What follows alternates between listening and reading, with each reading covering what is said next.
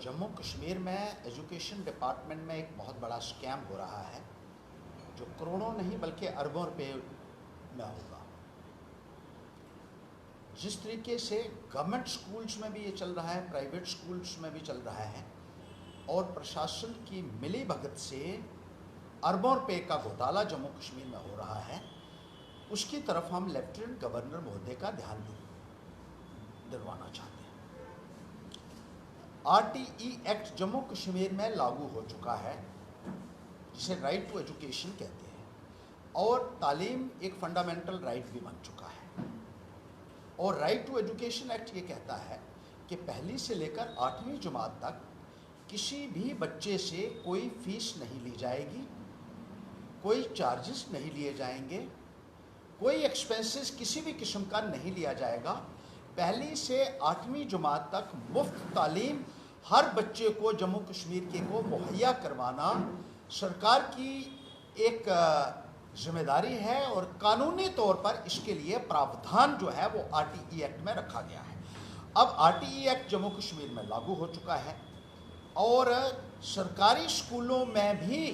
पहली से 8वीं तक के बच्चों से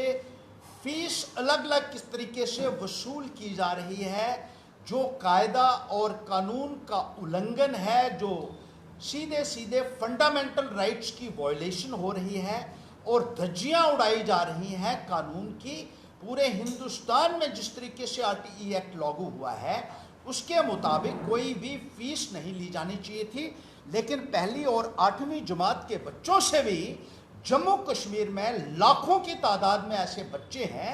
जिनसे फीस ली जा रही है और ये फीस अरबों रुपए में जो है वो इकट्ठी की जा रही है, जो एक बहुत बड़ा स्कैम है। ये फीस जो है, ये इसका ऑर्डर देख लीजिए,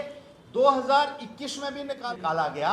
अरबों रुपया 2020 में इकट्ठा किया गया, अरबों रुपया इन बच्चों से 2021 में इकट्ठा किया गया गैर कानूनी तौर पर, जो एडमिशन फीस की शक्ल में इकट्ठा किया गया, स्कूल इंप्रूवमेंट फंड की शक्ल में इकट्ठा किया जा रहा है, लाइब्रेरी डेवलपमेंट फीस की शक्ल में किया जा रहा है इकट्ठा, स्वीपिंग चार्जेस की शक्ल में किया जा रहा है, इलेक्ट्रिसिटी और टेलीफोन फंड की शक्ल में किया जा रहा है, रेड क्रॉस फंड की शक्ल में किया जा रहा है, और इसी तरीके से कोई लगभग 10 के करीब जो है वो फीस के इन्होंने बनाए हुए हैं प्रावधान, और उनके तहत बच्चों से जो फीस ली जा रही है ये गैर कानूनी है। मैं लेफ्टिनेंट गवर्नर महोदय से अपील करना चाहता हूं कि पिछले 2 वर्षों में जितनी भी फीस सरकारी स्कूलों के बच्चों से ली गई है पहली से लेकर 8वीं जमात तक, वो सारी की सारी फीस जो है वो उनको वापस की जाए, क्योंकि कई अरबों का ये एक घोटाला जो है वो एजुकेशन डिपार्टमेंट ने किया हुआ है। उसके साथ ही साथ मैं कहूँगा कि एक बहुत इंपॉर्टेंट बात है कि प्राइवेट स्कूलों के लिए एक प्रावधान रखा गया है RTE एक्ट में कि तमाम प्राइवेट स्कूल 25% सीट्स जो उनकी हैं वो free of cost economically weaker sections के बच्चों को देंगे, लेकिन कोई भी प्राइवेट स्कूल आज की तारीख में ये सीट्स